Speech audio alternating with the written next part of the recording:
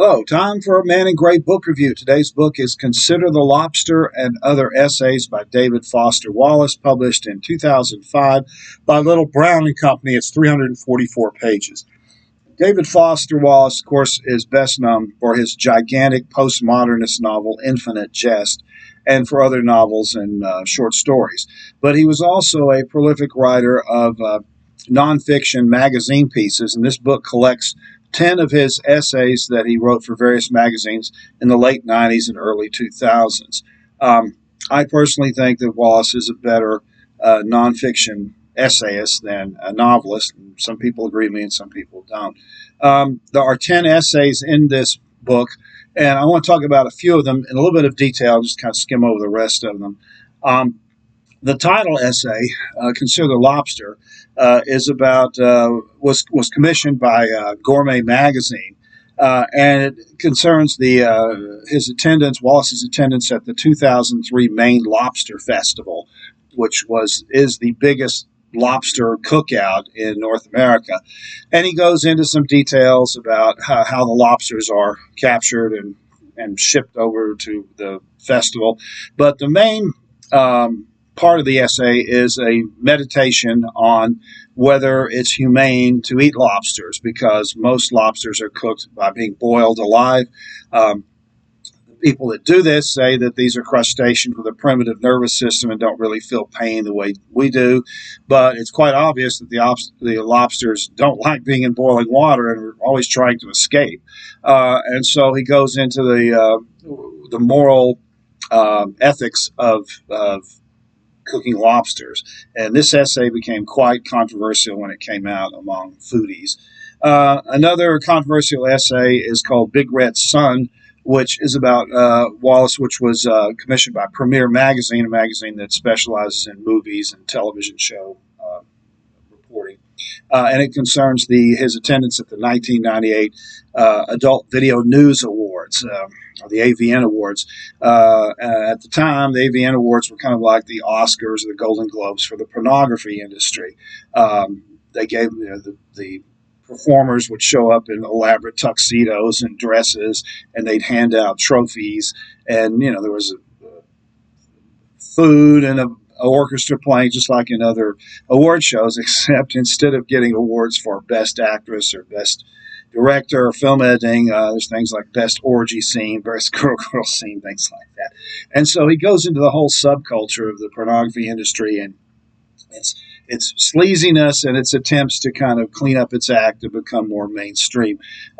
He's particularly fascinated by the waiters at this event who are working for free. They're volunteering. He's trying to figure out why these people are doing this, and then he finds out at the end, which I don't want to spoil it for you, but there's a reason why they volunteered on all that. The longest essay in here is about the 2000 presidential campaign of John McCain. He was commissioned by Rolling Stone magazine to follow McCain around on his bus tour while he was, campaigning for president.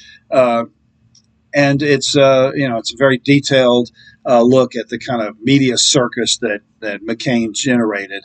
The media, a lot of the followers were really fans. You can tell were really fans of McCain, and instead of being supposedly unbiased, they were like rooting for him through the whole thing. And then there's another really long essay about one of Wallace's big obsessions, which was grammar and punctuation and word usage. It's ostensibly a review of a book called Guide to American Usage by Oxford University Press, which is a book about how you're supposed to use language.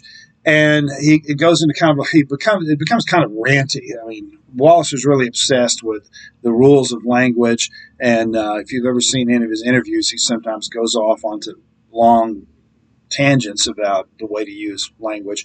I can only imagine how much fun it must have been for some of his students to submit an essay to him. And to me, that was probably the least interesting story here, because I don't really care that much about the history of dictionaries. But if you're a grammar fan, you'll really be interested in that.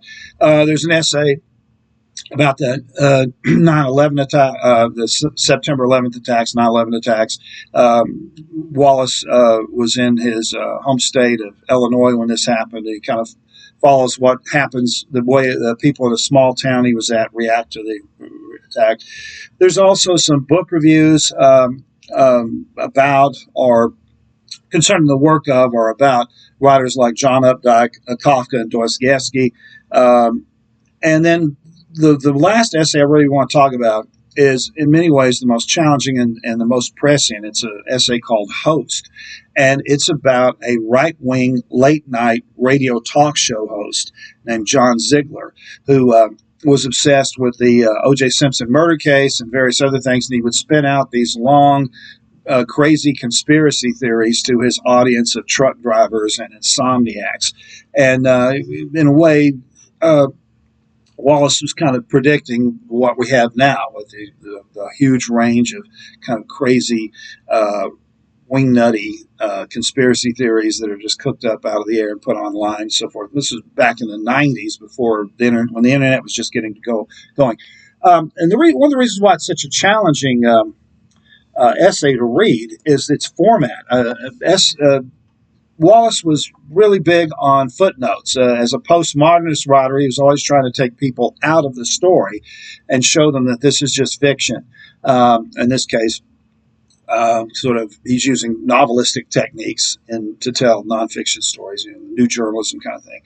And one of the things that conspiracy theorists like to do is get cork boards and post, elaborate messages, post-it notes on corkboards, connect them with strings and whatever. And he does something like that, if you can see this, in this essay. There are footnotes here. Here's the main passage, and then these are footnotes, and there's arrows connecting the footnotes to the passages. Here's another one that may be a little bit easier to see. Here you've got the text, and then these blocks here have footnotes connecting it to them. Wallace recorded this book as an audiobook. I don't know how on earth you could do this. And I think in the ebook version leaves this essay out because they couldn't figure out how to present this in an ebook format that would make any sense. This is an essay that you really have to see on a printed page because of the pattern to it. It's dizzying to read. I mean, I had to go over it a couple of times to really make sense of it. But he does say some really fascinating things about the early days of conspiracy theory radio. Now, before I wrap up this comment on this book, of course, I do have to mention the problematic nature of Wallace's personal life. Like so many male writers in the mid to late 20th century, he had various issues with women. Many people regard him as very misogynistic. He had a rather violent, disturbing relationship with a married woman. The women in a lot of his fiction don't come across very well, and there's a lot of things. It is kind of interesting that he's obsessed with the moral way to cook lobsters when he didn't seem to have any moral qualms about sleeping with married women or college students that he was teaching. So, I mean, that's if you're bothered by that, you may not want to read Wallace's books. He was a fascinating writer, and as you can tell from here, he was interested in a whole lot of different things, from food to tennis. There's a review here of Tracy Austin's autobiography. Tracy Austin was a big teenage tennis phenom in the 70s whose career flamed out because she played in too many tournaments at a too young age and got a lot of injuries playing before her body was really fully developed. And so he goes in and he uses that to attack basically celebrity ghost-written autobiographies. So there's a lot of interesting things in here. He's a very brilliant man, interested in a lot of different things, and you really get a range of his interests by reading this book. The book is Consider the Lobster. The author is David Foster Wallace. This has been another Man and Gray book review. Thanks for watching.